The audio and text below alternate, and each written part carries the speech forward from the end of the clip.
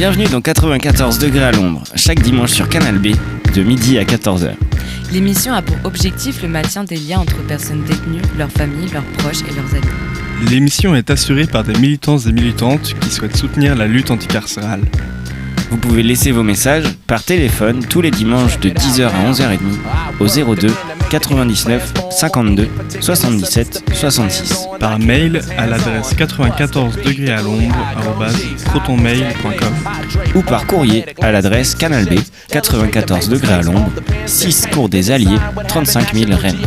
Ces messages seront diffusés dans l'émission 94 degrés à l'ombre sur Canal B. Pour suivre l'actualité de l'émission, retrouvez-nous aussi sur notre page Facebook 94 degrés à l'ombre. A tout de suite.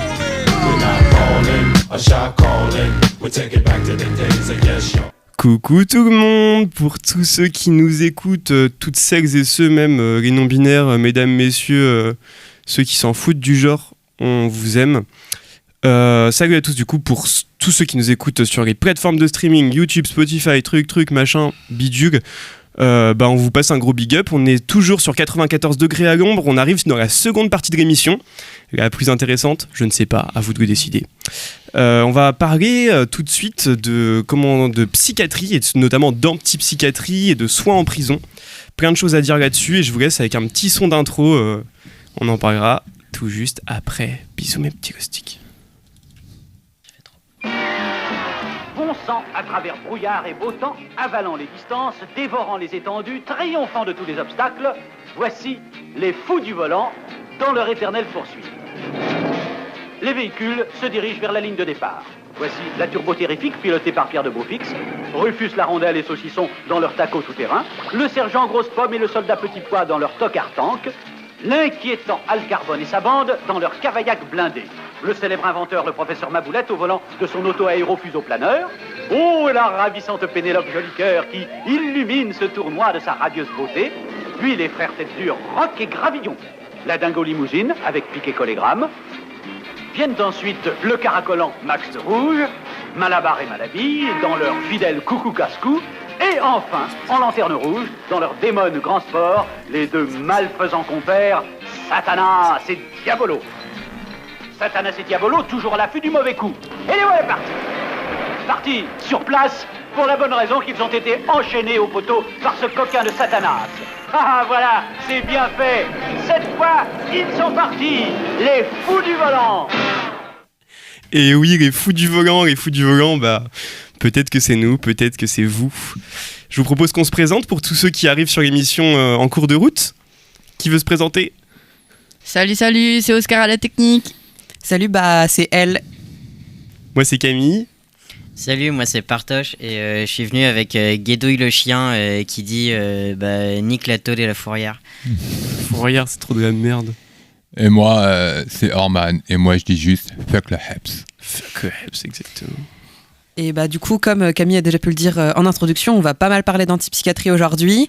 Et je vais commencer en vous lisant l'extrait d'une brochure nommée « L'abolition carcérale doit inclure la psychiatrie » pour un peu expliquer le pont qu'il y a entre niquer la tôle et niquer la psychiatrie et les institutions qui enferment les gens de façon générale en fait. Donc c'est une brochure écrite par Stella Acua-Mensash qui est parue en juillet 2020 et elle est disponible en entier en ligne sur infokiosque.net. Je vous invite à aller lire. Voilà. Donc je vais vous lire ça et puis ensuite on pourra un petit peu en discuter ensemble avec toute l'équipe. Parlons-en. Et n'hésite pas, si t'en as marre de lire, on peut se répartir. Ouais, de ouf. On fait ça comme on peut.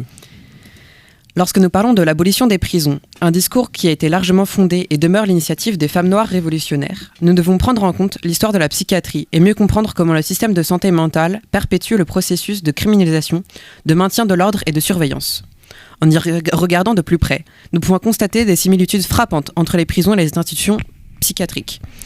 Comme l'a décrit Léa Ida Harris, les prisons, tout comme les institutions psychiatriques, ont une surreprésentation des personnes non blanches, bafouent les droits et la sécurité des personnes transgenres et non binaires, ont recours aux forces de l'ordre, transport et intervention, ont recours à l'isolement et à l'enfermement dans des cellules / chambres entre guillemets, administrent de force des médicaments, également appelés camisoles chimiques, utilisent des contraintes physiques, restreignent drastiquement l'accès à la lumière du jour, à l'air frais, au téléphone portable, aux informatiens et médias et au monde extérieur.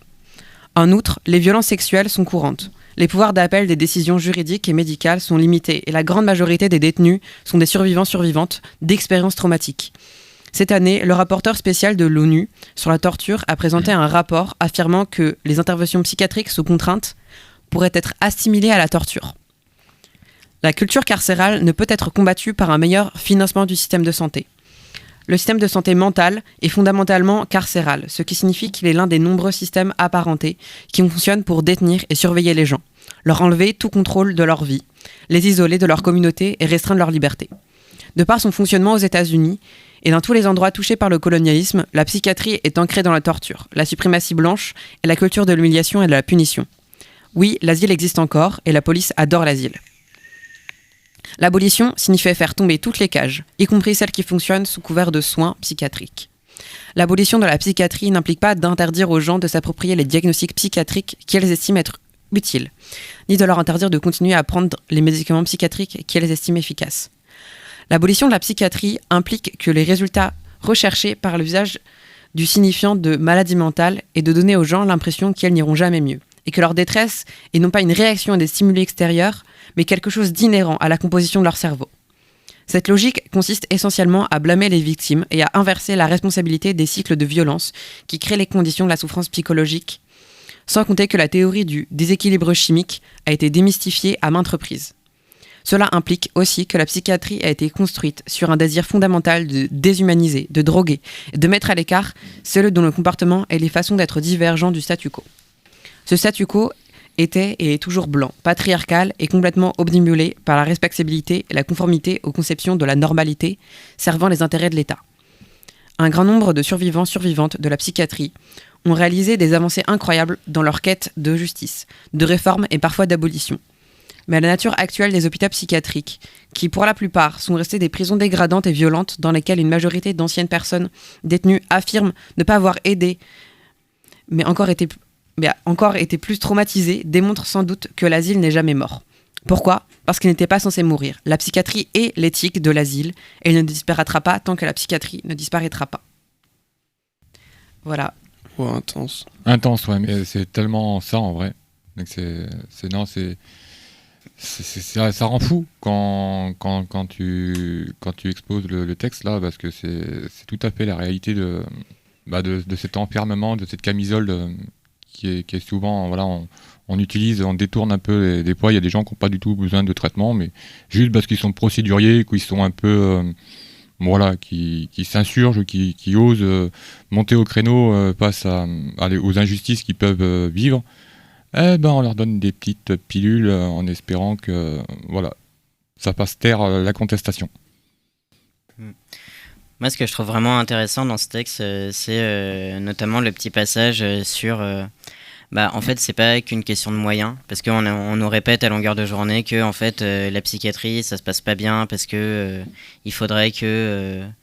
que les personnels soignants soient mieux rémunérés, qu'on réouvre des lits et tout. Alors oui, bien sûr, c'est toujours mieux quand les conditions ne sont pas extrêmement dégradées. Mais en fait, c'est aussi une question de culture de soins. Si on considère que maltraiter les gens, c'est du soin, et aujourd'hui, c'est ce qu'on considère dans les hôpitaux psychiatriques. Par exemple, tout ce qui est contention, isolement et tout, ça va être présenté comme du soin. Alors même que les personnes psychiatrisées affirment que c'est pas du tout le cas et qu'au contraire, ça aggrave les choses. Ça, en fait, c'est pas parce qu'il n'y a pas assez d'argent, c'est juste parce que le personnel hospitalier décide d'agir comme ça. Et ça fait partie de leur culture, ça fait partie de leur formation et ça fait partie de leur considération pour les gens, quoi. Ouais, moi là où je souhaiterais rebondir dans ce que tu viens d'évoquer, c'est ce système de contention que moi j'ai eu beaucoup de mal, parce que moi je l'ai vécu. Quand vous pétez un plomb parce que vous n'êtes pas entendu, qu'on cherche pas à solutionner vos problèmes. En fait, on cherche à vous éteindre à coup de médicaments, et puis c'est pas des petites ordonnances, c'est des ordonnances de chevaux. C'est ce qu'on donnerait à un cheval pour l'endormir. Et quand vous leur posez des questions, et que vous énervez un peu, parce que il n'y a pas de réaction en face, parce que tant que tu t'énerves pas, il n'y a pas de réaction en face. C'est un peu ça. Donc il y a les blouses blanches qui arrivent, ils vous font une piqûre dans les seufs, et ils vous foutent en chambre d'isolement. avec les contentions dont tu évoquais. Donc, c'est des contentions qui sont au niveau des poignets et des chevilles. Vous êtes en croix sur votre lit comme ça. Et c'est pas pour 1 heure, hein. C'est pas une petite punition, c'est pas histoire de tu te calmes pendant 1 heure. Moi, je l'ai vécu 1 semaine. Donc, alors 1 semaine, t'es H24 scotché au lit. Moi, perso, il faut qu'il m'explique comment il soigne les gens avec ce protocole-là. Parce qu'à part rendre fou, et en plus, on vous dit, on vous détachera quand vous serez calmé, monsieur. Mais en fait, c'est ça qui te rend dingue. C'est que ça te démange. En plus, moi, j'ai connu ça, c'était la canicule dehors. Il faisait 34-36 degrés. Tu peux pas bouger. Il n'y a pas de ventilation. Il n'y a pas de fenêtre ouverte pour vous avoir un petit filet d'air frais, le truc. Et puis, cette espèce d'horloge qui trône bien en vue au-dessus de la porte et que dès que vous ouvrez l'œil, dès que vous avez les yeux ouverts, vous la voyez, cette putain d'horloge. Et le temps, en fait, au lieu de passer de façon... en fait, je pense qu'ils n'ont pas conscience que, en fait, d'avoir cette horloge en permanence à vue, en fait, le temps, il passe pas. Donc, au lieu de passer 1 semaine jour attaché, au niveau du ressenti, c'est comme si vous passiez 2 semaines, quoi. Donc, c'est très, très compliqué à gérer au niveau de la colère et puis de l'indignation quand vous êtes attaché au lit comme ça et que... En plus, à la moindre signe d'énervement, c'est repiqûre, truc, et je vous passe les détails.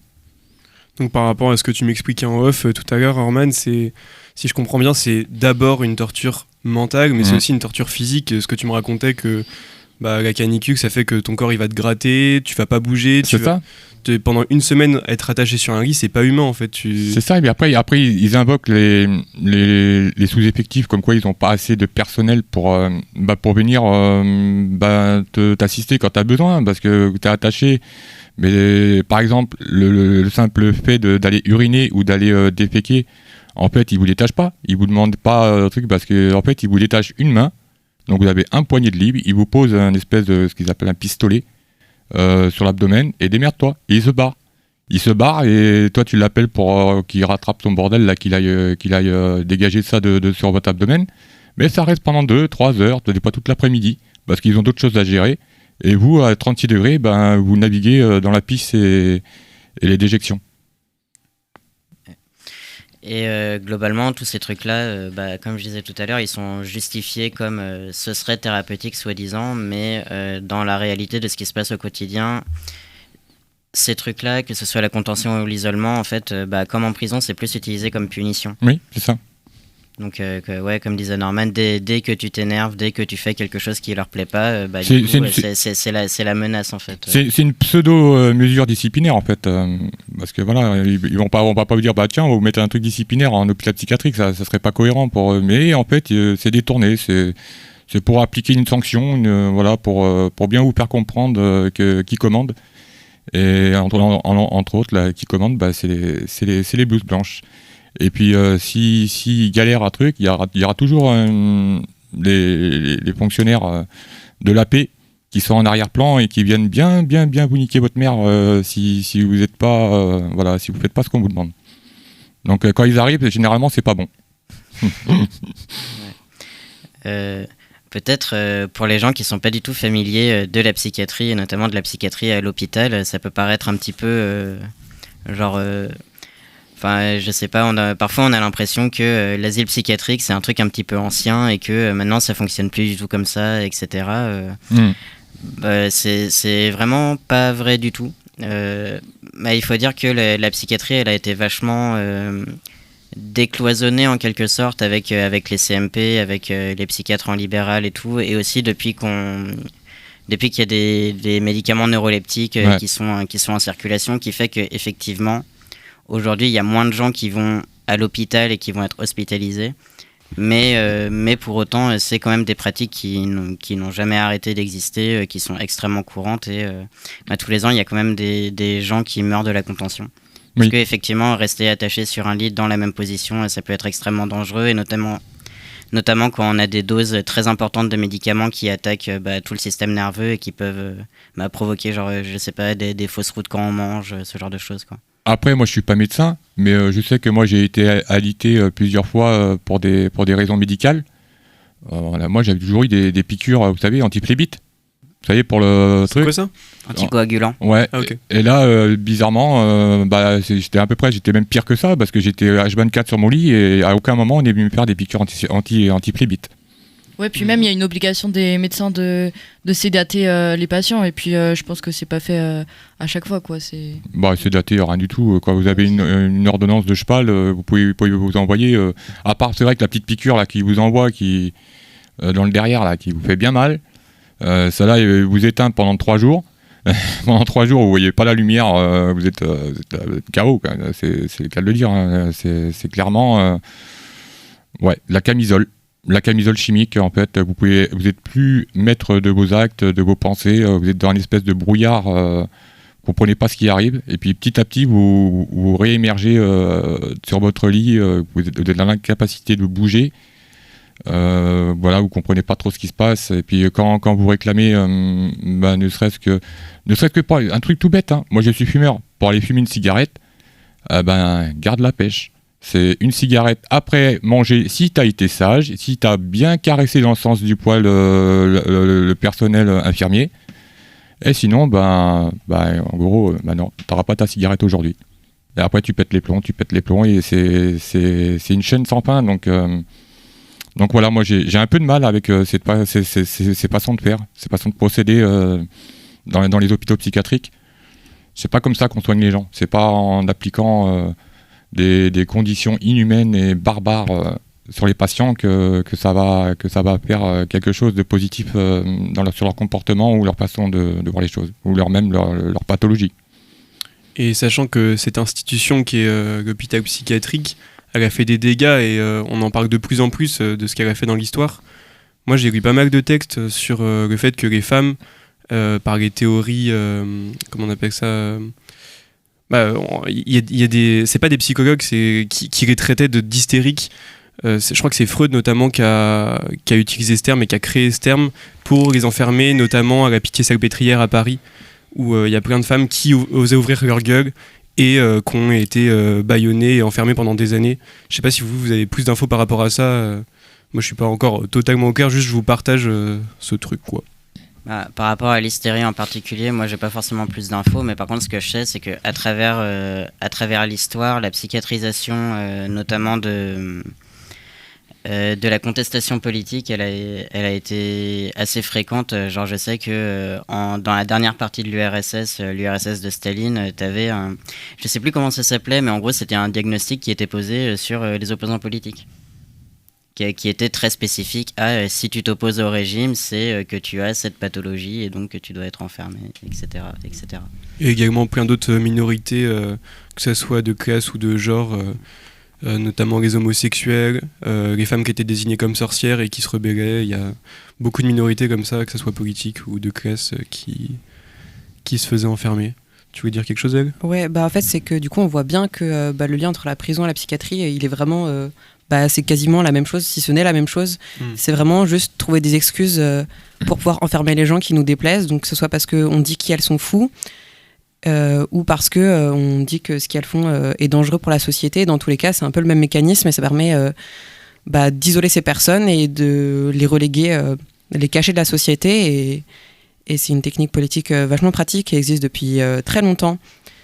Et je dirais même que les fous, les folles, c'est pas des personnes dangereuses pour la société, c'est la société qui est pas adaptée à ces personnes-là et qui est dangereuse justement pour ces gens. Donc cet argumentaire de cette personne doit être enfermée, elle est dangereuse, en fait c'est totalement faux. La plupart du temps, ça peut arriver qu'elle soit dangereuse pour elle-même, mais c'est très rare qu'elle soit dangereuse pour la société, et c'est surtout du fait divers, ça arrive du fait divers, et c'est ce qu'on voit sur TMC dans 80 minutes d'enquête ou je sais pas quoi, mais c'est plus un truc d'argumentaire politique. Dans tous les cas, c'est ce que dit le texte qu'elle nous a lu sur... en fait, ça permet... Ça renvoie la faute et la responsabilité sur les individus. Qui, les individus auraient un problème, ne seraient pas adaptés, mais par contre, ça fait que du coup, la pathologisation, elle empêche d'interroger tout le reste, en fait. L'environnement, le contexte politique, et d'interroger la violence aussi. parce que toutes les histoires des personnes psychiatrisées sont des histoires de violence, sont des histoires de maltraitance, sont des histoires Oui, c'est ça. sont des histoires de viol, de persécution raciste, ça c'est des thématiques qui reviennent extrêmement souvent. Et renvoyer ça à la psychologie de la personne, c'est vraiment dégueulasse en fait.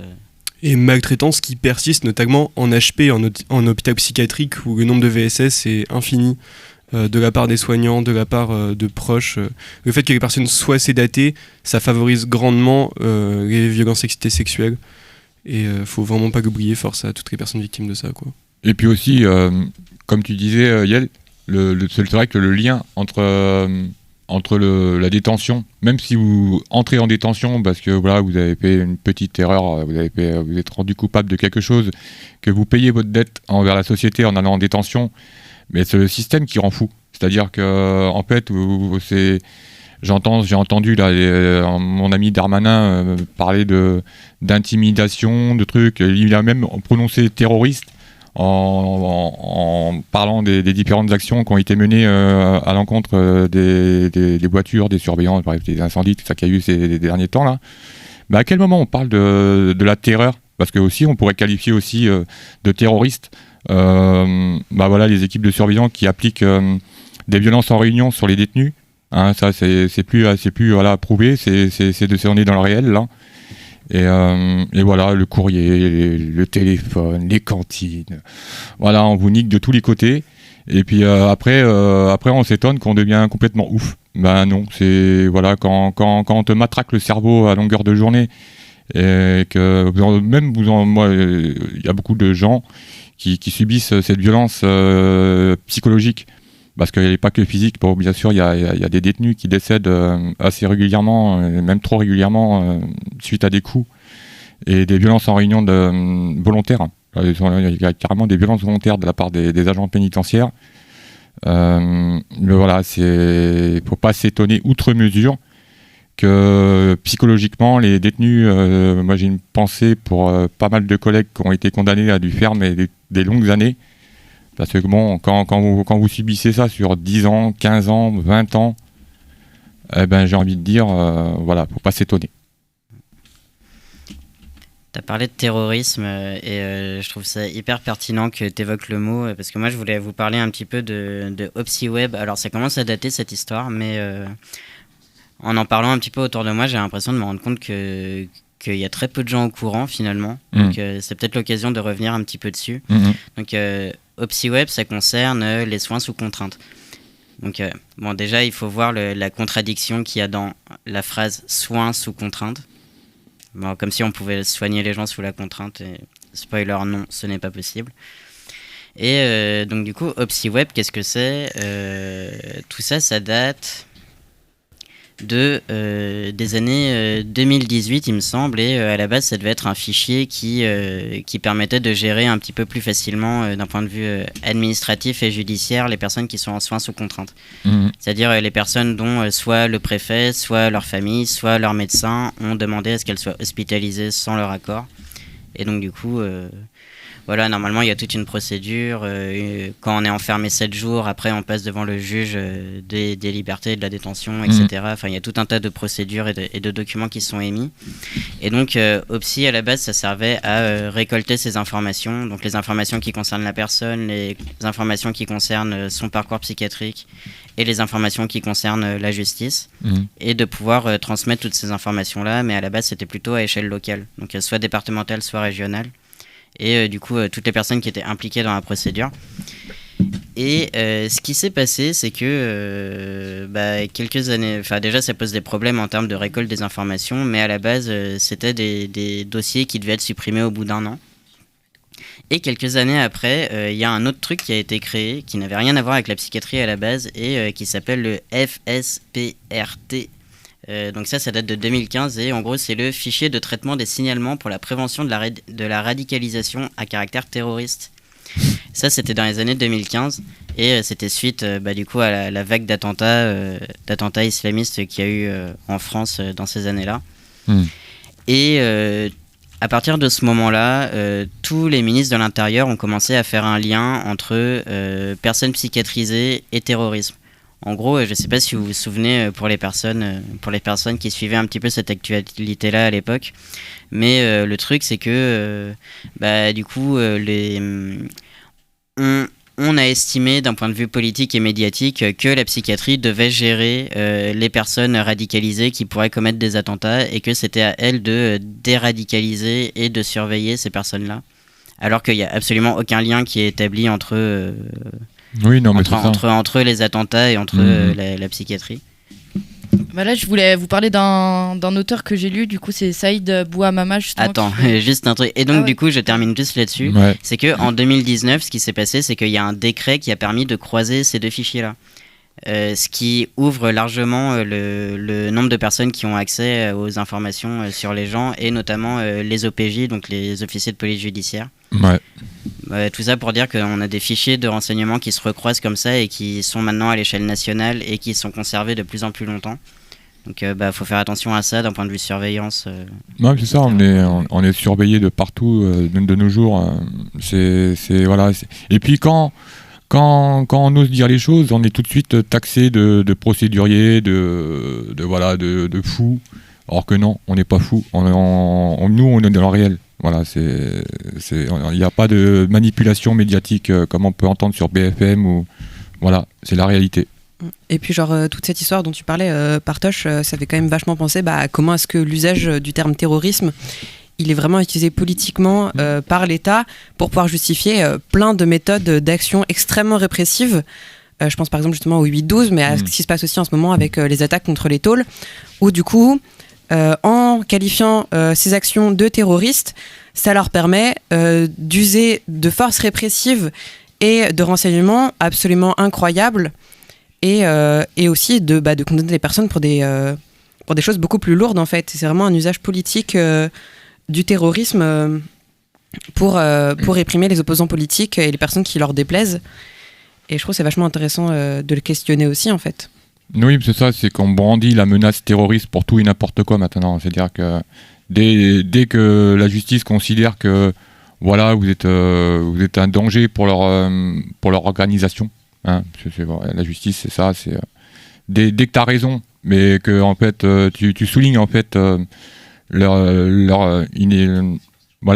manœuvre dégueulasse, voilà, on brandit tout de suite la menace terroriste, alors que des véhicules brûlés, je ne vais pas minimiser les actes qui ont été commis, mais il y en a tous les jours. Et on dit pas que c'est des terroristes. Là, c'est des surveillants. Et en vérité, des véhicules brûlés, c'est quoi face à des homicides, on va dire, qui sont commis au sein des prisons. J'ai envie de vous dire, quand ça fait des années qu'on essaye de... Voilà, même avec la nouvelle disposition de la loi, avec les délégués de détenus, on essaie d'en parler, on n'est même pas écouté. On est tout de suite, c'est ferme ta gueule.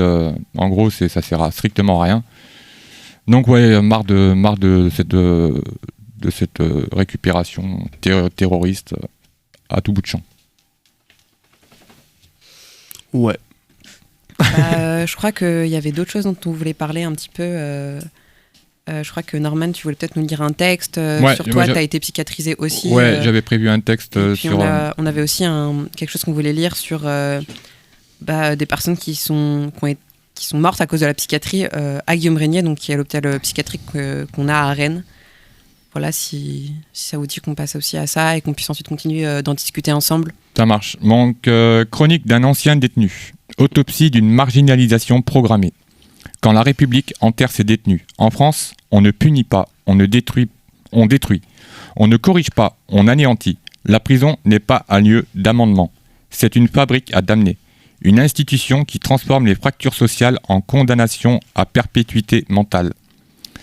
La justice parle de réinsertion. Faux, ce mot n'a aucun sens. Il n'est qu'un slogan du gouvernement. Quand on t'arrache ton humanité au pied de biche et qu'on t'enferme dans une fosse au lion, malade, drogué, aliéné ou tout simplement oublié, il ne faut pas venir s'étonner outre mesure des répercussions dramatiques dévastatrices.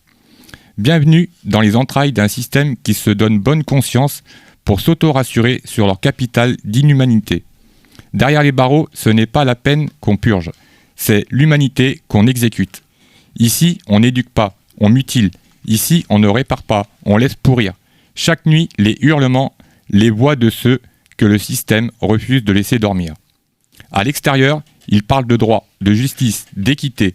Mais à l'intérieur, le droit est un mirage, la justice illusion et l'équité un cadavre froid. Le mépris comme politique pénitentiaire. Certains matons n'ont plus d'âme depuis bien longtemps. Ils usent de leur autorité comme d'une arme de guerre contre les faibles, les paumés, les écorchés. Ils ricanent dans les couloirs, lâchent des remarques qui piquent plus fort que les barreaux eux-mêmes. Ils distribuent leur humiliation et c'est normal. Parce que dans leur tête, on est déjà mort. Des sous-hommes, des pauvres meufs, des déchets à trier ou plus radical à tuer. La solitude. Cette torture qu'aucun code pénal ne nomme. Pas besoin de coups pour faire mal. L'absence s'en charge. Elle cogne tous les jours. Le manque de ses enfants, de son amour, de sa mère. C'est une balle lente qui traverse le cœur sans jamais en ressortir. Tu en viens à parler au mur. Tu parles à ton reflet. Tu parles à ton ombre. Parce que personne prend la peine de t'écouter. Et quand t'as plus rien à quoi te raccrocher, t'apprends à mourir de l'intérieur. Les labos du silence. Bienvenue à Pharmacity. Comme la douleur ne dort jamais, on t'endort. T'as mal aux dents, on te file des Doliprane. T'es trop nerveux, un calmant. T'as des idées noires, une pilule bleue, blanc, rouge. Faites votre choix. Les médecins prescrivent à l'appel comme des dealers en blouse blanche. Mais c'est pas du soin, ils t'endorment. Te foutent sous camisole chimique, ils outrepassent toutes les dispositions en matière de posologie établies par le code de déontologie, avec des ordonnances dépassant le plafond recommandé et en violant ouvertement la durée maximale censée vous protéger, des effets secondaires parfois irréversibles. Et quand les médocs ne suffisent plus, qui nous ont pas informé des risques de dépendance ou des risques tout court, me direz-vous, on passe à l'héro, au sub, à la cam, bref. Tu voulais t'en sortir, tu ressors accro, toi qui n'avais jamais touché à quoi que ce soit avant. Bienvenue dans le programme Soigner la peine à grand renfort d'injections d'oubli. Le temps, ce tueur sans visage, il n'y a rien de plus mortel que le néant. Les journées sont longues, comme des condamnations à mort, mais au ralenti. Tu t'occupes 1 heure, 2, puis à la 3e, le vide te bouffe, alors tu dors. Tu fumes, tu planes, tu perds pied, tu laisses la montre tourner en espérant qu'un jour elle t'oubliera elle aussi. Mais non, le temps n'oublie jamais. Il te regarde sombrer avec ce petit sourire sadique. Quand tu sors, t'es pas libre. T'es juste un ectolard ou tolarde avec une étiquette collée au front. Une étiquette de cachetonnier, de drogué, de mec ou de meuf à côté de la plaque. Pas d'emploi, pas de logement à toi, pas de soutien, juste un casier comme bagage et une santé mentale en ruine. La société te regarde comme une bombe. Elle oublie juste que c'est elle-même qui a allumé la mèche. Alors t'essayes de recoller les morceaux. Mais comment on reconstruit une maison quand les fondations ont été pilonnées par l'État lui-même? Moi j'ai eu une chance, j'étais à 2 doigts de crever comme un chien, à moitié conscient dans une cellule puant la sueur et la défaite. Puis la musique m'a tendu la main. Elle m'a fait voyager comme Jaja au-delà des murs, des barreaux, des contrôles. Elle m'a sauvé. Pas besoin de visa pour fuir le béton quand t'as les bonnes vibrations. Mais combien de frères, de sœurs n'ont rien à se raccrocher? Combien coulent en silence pendant que le reste du monde se gave de confort et de mépris? J'accuse et j'interpelle, oui j'accuse, l'administration pénitentiaire complice de souffrances psychiques programmées. J'accuse la République d'abandonner ses propres enfants dans des cages plus sales qu'un chenil. Alors, hormis quelques irréductibles, j'accuse un peuple entier de détourner les yeux pour ne pas salir sa conscience. La prison n'est pas une réponse, c'est une fuite. On n'enferme pas les problèmes, on les reporte. On ne soigne pas la douleur, on multiplie les cicatrices. On ne punit pas le crime, on produit de la récidive, de la haine, de la colère. Le vrai scandale dans tout ça, ce n'est pas ce qui se passe dans les cellules, c'est le silence qui l'entoure. Voilà. Exactement. Waouh, merci, c'était super intense et c'était trop intéressant. Merci pour ce témoignage. De rien, c'est du vécu que j'essaye de coucher à l'écrit, mais ouais, quand on prend la psychiatrie en détention, on pourrait en parler très très longuement. C'est toi, Norman, qui me parlait hier, et même on était en appel tous ensemble hier soir pour préparer l'émission. Tu parlais du fait que en prison, le serment d'Hippocrate, il est vraiment pas du tout respecté, le silence médical. Je sais pas comment on appelle ça. C'est pas le silence médical, le secret mais médical. le secret médical, exactement. Le secret médical, il crie ton blaze dans toute la coursive, infirmerie. Ouais, et puis c'est comme ce que disait aussi Partoche sur le dossier, là, je sais plus comment il s'appelle, où il y a le psy web. avec tous les noms et tous les dossiers médicaux de personnes retenues en contrainte dans des hôpitaux psy. Ouais. C'est vraiment, en fait, les personnes qui sont détenues en tôle ou en HP sont vraiment déshumanisées et ne sont même pas considérées comme des humains. Et du coup, on se permet beaucoup de choses sur elles. Ouais. Et notamment le corps médical, justement, qui du coup bafoue un peu tout ça aussi. C'est ça. Non, mais j'ai essayé de chercher des solutions, comprendre, savoir pourquoi ils en venaient à ces extrémités-là. Et quand tu vois même mon psychiatre, là, quand il a vu l'ordonnance pénitentiaire, il a vu quoi? Il m'a dit, mais c'est quel taré qui vous a truc? Il me dit, bah, j'ai dit, moi, c'est mon psy. Il me dit, voilà, il est pas bien dans sa tête, celui-là. Parce qu'il a mis trop de doses, c'est ça? En fait, c'était une molécule qui est de base, qui n'est pas prévu pour d'être prescrit dans la durée. C'est-à-dire que c'est un traitement qui doit s'échelonner sur 3 mois grand max. Et moi, j'ai été prescrit, on m'a prescrit cette molécule-là pendant 10 ans. Donc ça l'a un peu choqué. Légèrement trop, quoi. Légèrement trop. Mais ça, c'est très courant, et même au-delà des soins sous contrainte, genre même les gens qui vont voir des psychiatres en libéral et tout, et qui ont qui ont des troubles psychotiques, on va dire, mais parfois même pas, hein, juste des dépressions un peu persistantes ou des trucs comme ça. Il y a beaucoup de médicaments, genre notamment neuroleptiques, qui sont reconnus pour avoir des effets plutôt bénéfiques et bien acceptés, comme tu disais, sur des temps courts. Ouais. Genre sur à peu près 3 mois, mais après ça n'a plus aucune utilité. Mais t'as quand même énormément de gens à qui on fait croire que ces traitements leur seront utiles à vie. Non. Alors même qu'en termes d'effets secondaires, de répercussions Bien sur sûr. la vie... Mais en plus, moi, on m'a dit clairement, il me dit, je vous trouve très très alerte encore suite à cette longue prescription, parce que cette molécule-là, c'est un danger pour la mémoire, en fait, ça s'attaque à vos cellules qui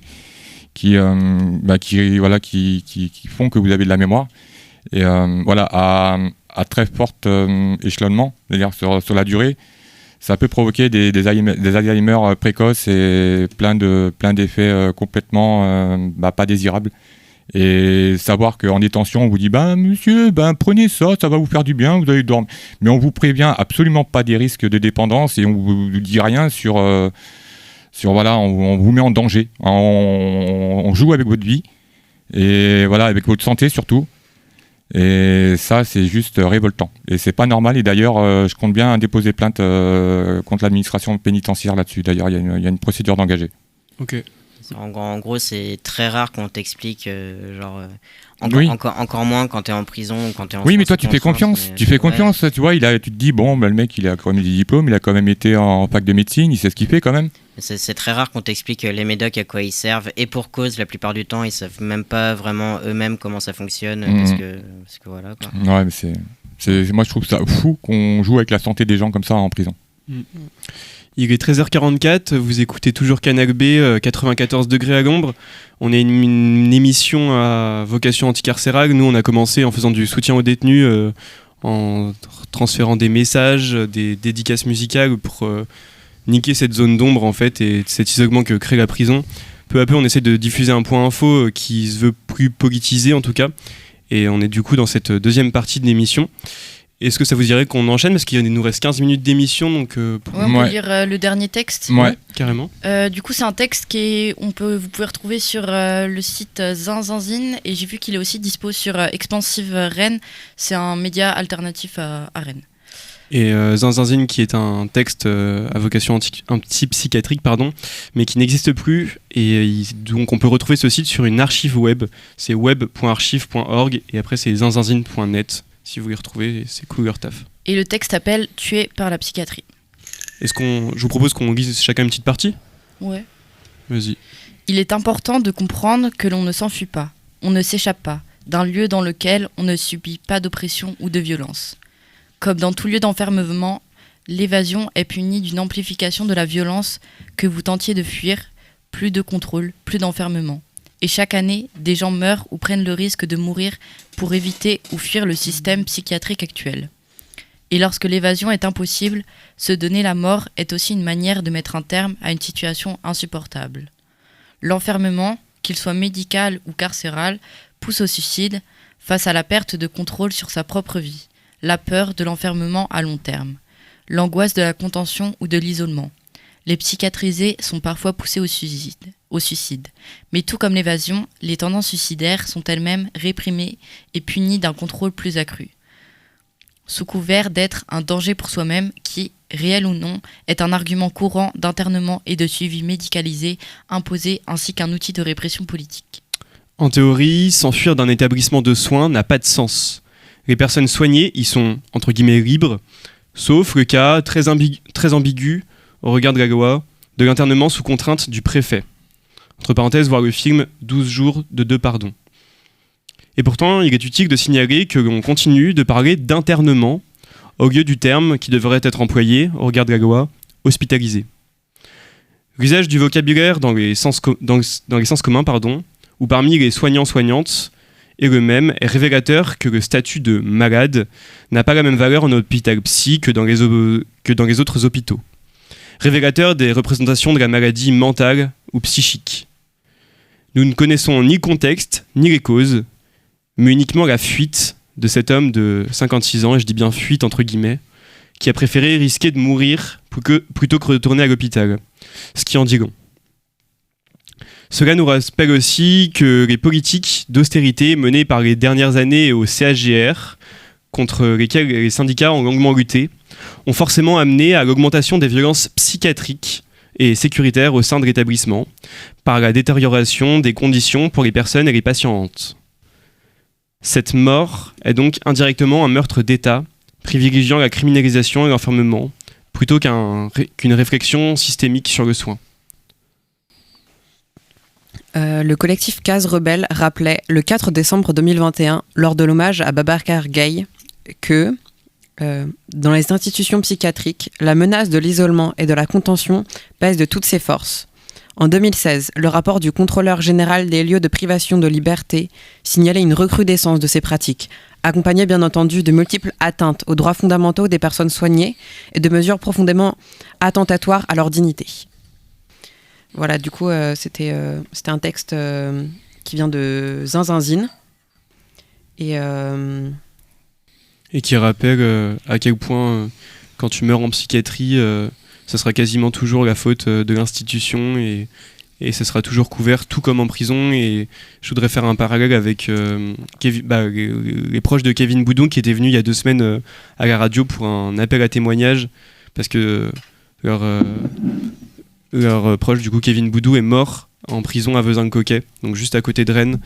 Une mort très très suspecte que nous on qualifierait quasiment d'assassinat de la part de l'institution pénale. Il a été retrouvé pendu, mais on a des preuves, notamment légistes, du fait que c'est quasiment sûr que ça a été maquillé. Moi, je voulais parler des différents types de soins sans consentement parce que je crois que ça n'a pas été évoqué. Du coup, au niveau médical, il y a plusieurs types de soins sans consentement. Il y a celui à la demande d'un tiers, donc déjà qui pose question parce que, par exemple, on va pouvoir retrouver des situations où c'est une personne qui a de l'emprise sur l'autre qui va demander son internement.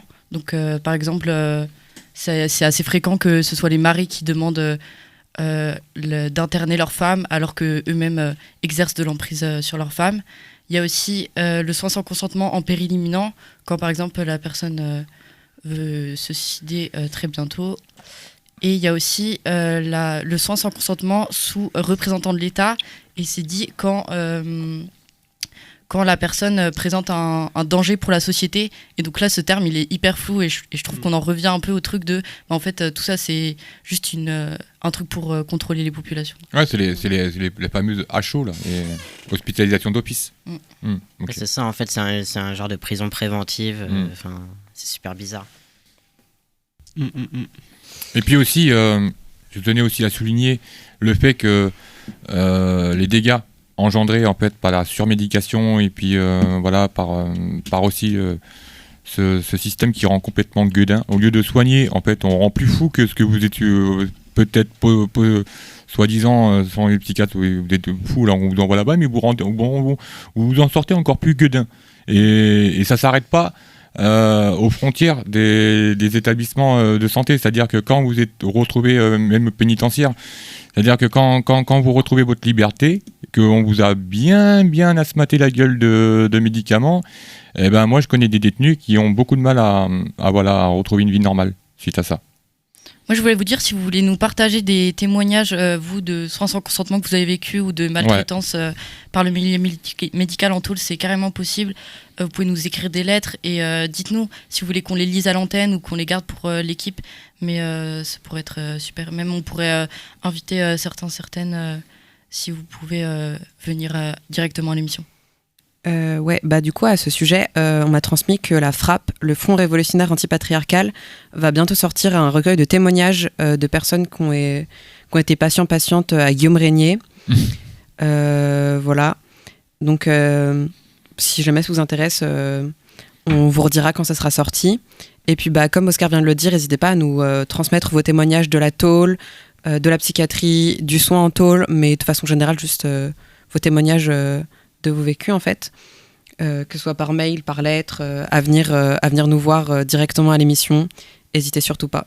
Venez nous voir, et puis participer. Moi j'ai connu même des gens, en discriminant totalement le domaine pénitentiaire, j'ai connu des civils qui n'ont jamais eu de problème avec la justice ni quoi que ce soit, qui ont été incarcérés à Guillaume Régnier, et ils m'ont dit clairement, ils ont été choqués quoi. Je veux dire, quand tu vois, tu te fais agresser, il y a des femmes qui se font violenter sexuellement, c'est-à-dire que voilà, il y a la sécurité, c'est pas trop ça.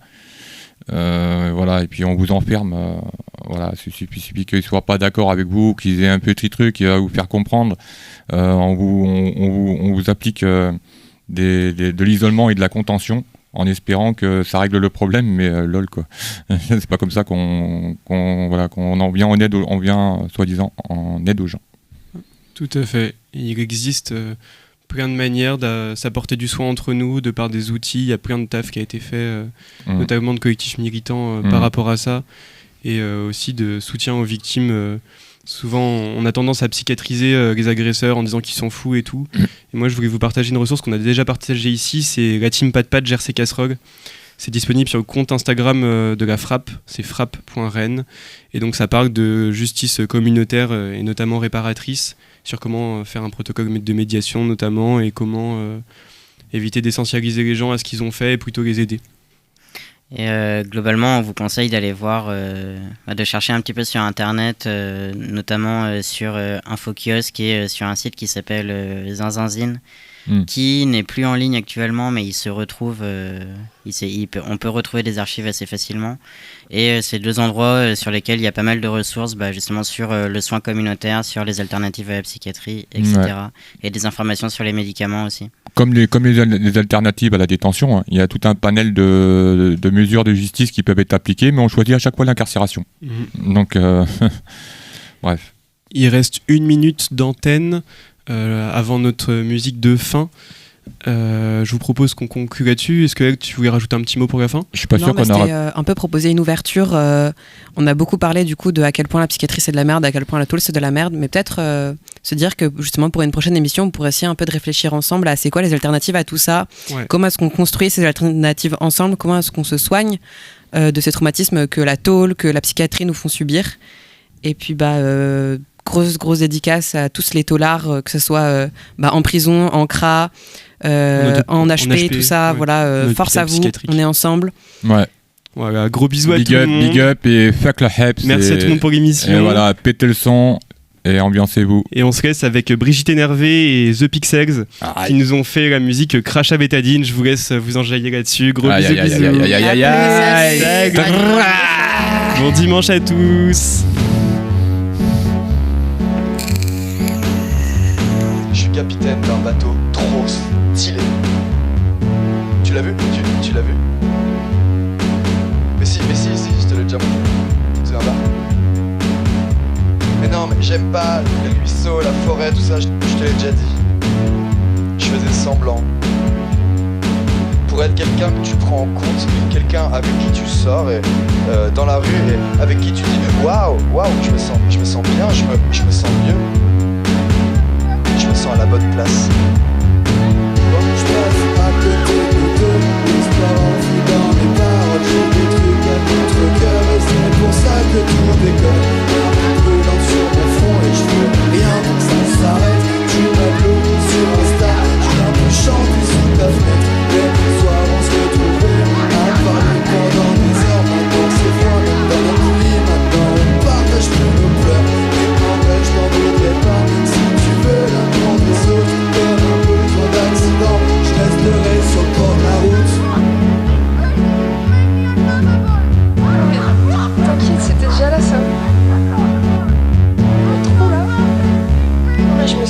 t'étais déjà là.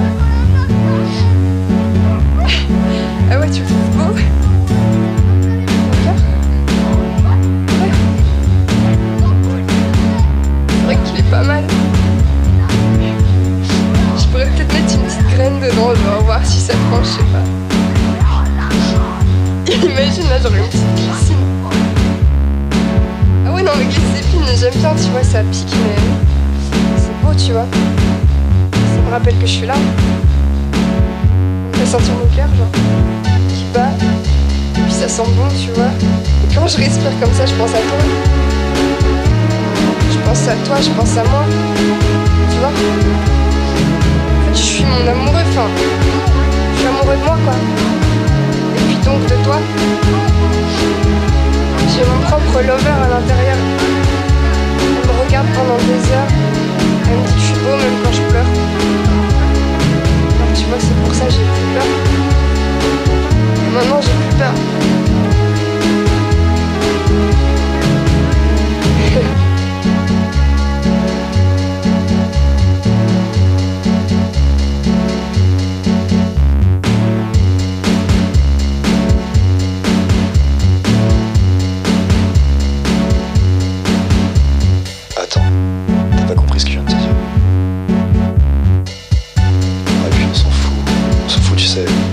Ce soir on aura sûrement oublié, on se fera du mal, on se crachera au visage, on se crachera dans notre plaie, car ça cicatrise mieux apparemment. Quoi? Je te dégoûte?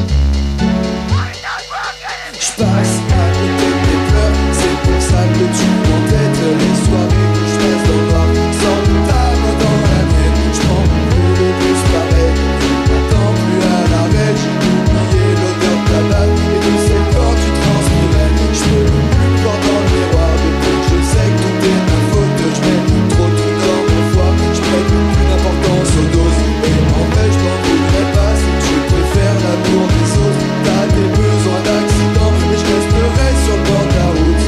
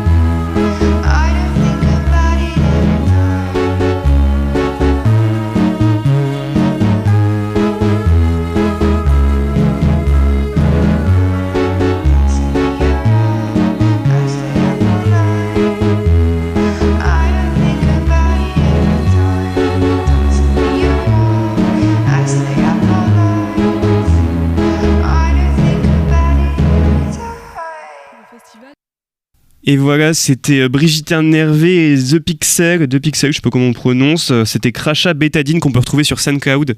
Là, je vous parle. YouTube aussi. Et YouTube, ah ouais. Spotify. Oh, vas-y, tout ce que vous voulez. C'est une zanzinerie tout ça. Voilà, donc là, on parle que à vous, vous tous qui nous écoutez en podcast. On vous fait des gros bisous. Je vais joindre un petit point contact, c'est ce qu'on fait en cours d'émission, mais vous l'entendez pas parce que c'est que vers 12h30 et vous nous entendez à peu près à partir de 13h. Donc je vous glisse un point contact, si vous voulez nous contacter, tout sera expliqué là-dedans. Et voilà, des gros bisous et puis à la semaine prochaine. Ciao ciao. Gros bisous les petits loups. Alors, si vous souhaitez nous écrire par lettre, par exemple, vous pouvez nous envoyer tout ça par courrier, donc à l'adresse 94 degrés Canal B, au 6 cours des Alliés, 35 000 Rennes. Canal B, 94 degrés, au 6 cours des Alliés, 35 000 Rennes.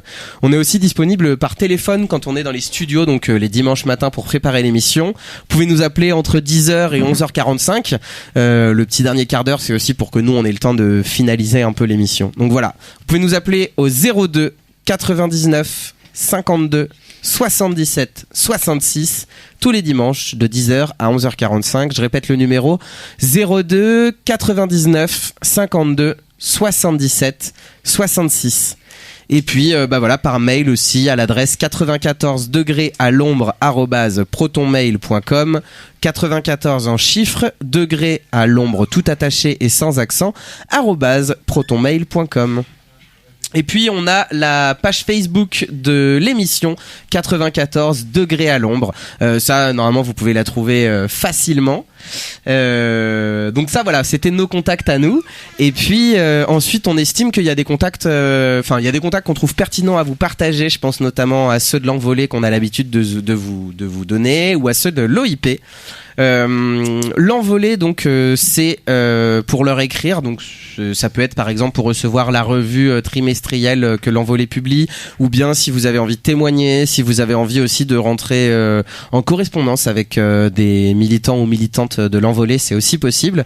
Vous pouvez donc leur écrire des lettres à l'adresse l'envolée-fpp au 1 rue de la Solidarité 75 019 Paris. L'envolée-fpp au 1 rue de la Solidarité au 75 019 Paris. Donc c'est vrai que je l'ai pas trop précisé, mais l'envolée c'est un collectif parisien qui en gros donc publie une revue trimestrielle qui est gratuite à destination des personnes incarcérées, qui est faite par et pour les personnes incarcérées.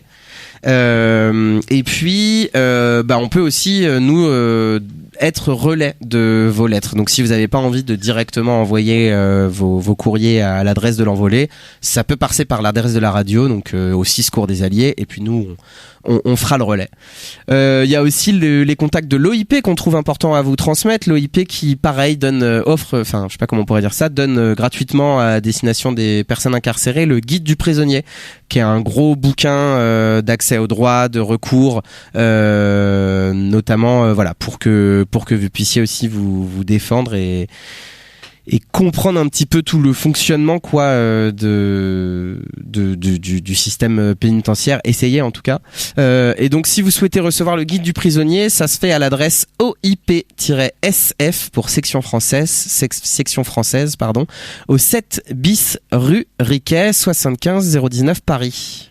Merci Gaspard. Et du coup on va... Merci Gasp, mon micro était fermé, mais tout va bien. Et du coup, juste pour terminer, on peut vous communiquer aussi les contacts de Brin de Soleil, qui est une association à Rennes et qui s'occupe notamment de la maison L'Arc-en-Ciel, qui est un lieu d'hébergement pour les proches qui souhaiteraient venir faire des parloirs et qui vivraient pas dans le département, ou également des personnes qui auraient des permissions de quelques jours, et qui seraient en recherche de logement. Donc c'est un lieu d'hébergement qui a un prix plus accessible que des hôtels par exemple, et que vous pouvez contacter au 07 68 16 09 53 ou à l'adresse hébergement@brindesoleil-rennes.fr, et c'est un lieu qui se situe au 53 rue Bigot de Préameneux. Et voilà, et l'association Brin de Soleil gère aussi les maisons Titom et Luciole qui sont situées juste à côté du CPH et du CPF. Donc le centre pénitentiaire des hommes et le centre pénitentiaire des femmes. Et voilà, c'est des lieux dans lesquels vous pouvez prendre un moment de repos avant ou après un parloir, déposer des affaires, prendre un café, voilà.